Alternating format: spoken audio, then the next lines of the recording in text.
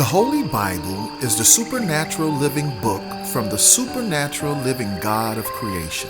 It reveals the accounts of the acts of creation, the condition and history of humanity, the prophecy of the end time, the eternal plan of love for humanity, and most importantly, God's personality consisting of His will, His ways, and His commandments.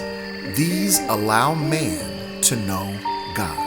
The Bible is the user's guide and instruction manual for the life that God intended for humanity to live unto Him. The Bible is the word of the living God of love. In the beginning, God physically dwelled with Adam and Eve, giving them His word directly in a face-to-face interactive relationship filled with instruction, care, and love. After the sin and disobedience of Adam and Eve, God retracted His physical and direct nature from them. This also affected the future nature of the access and interaction that humanity would have with God and His Word. God declares in His Word that He is holy and will not dwell with sin. We will dive into the concepts of holiness and sin in another lesson. Because of God's attribute of omniscience, which is defined as the power to know all things, even the knowledge of things before they happen, the disobedience of Adam and Eve was foreknown by God, and even part of His plan from the beginning. God is now focused on reuniting mankind with Himself. God is the author and creator of man, and therefore the expert on man's behavior. God knows and cannot be surprised of what we are prone to do. The sin of Adam and Eve ushered in the next part of God's eternal plan, redemption through love. From eternity to eternity, God's plan has been and is eternally all about love. The events and dynamics in the Garden of Eden are the platforms and perfect conditions for free will and choice. Free will and choice are two of the main ingredients of love. God designed love in a fashion where it cannot be taken, only given.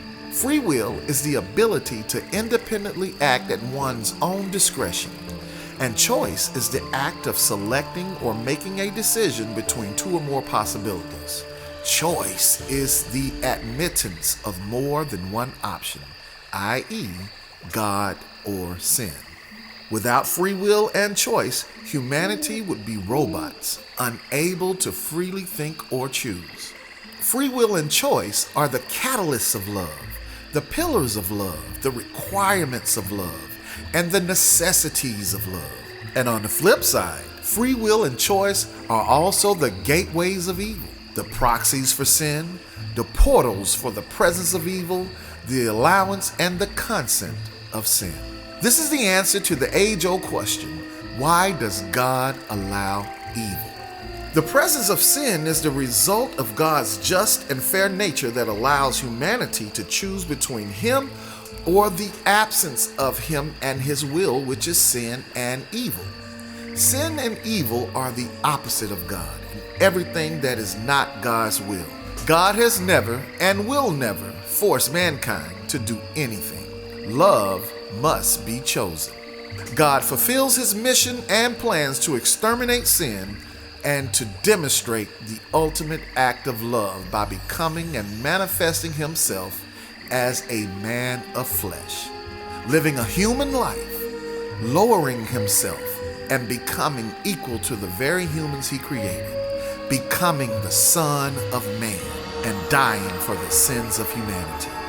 The Word of God declares in John 15:13, "Greater love hath no man than this, that a man lay down his life for his friends."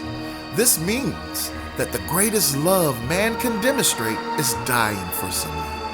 It means that true love comes with the willingness to die for something or someone. How much more is this magnified when God becomes a man, humbles Himself, and dies at the hands of man for mankind.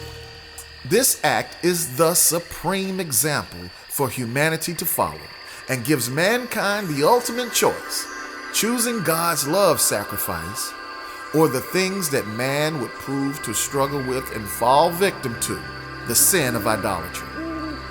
The idolatry of God's creations, as well as the idolatry and covetousness of the ways of this world. Man must either choose the creation or the Creator. Humanity has the choice to choose God or choose self. Interestingly enough, these were the choices set before Adam when Eve broke God's commandments to not eat of the fruit of the tree of the knowledge of good and evil. Eve's act of disobedience forced Adam to make the decision between keeping God's commandments or sinning with his wife, God's creation. The choice between obedience to God or disobedience with God's gift to him, Eve.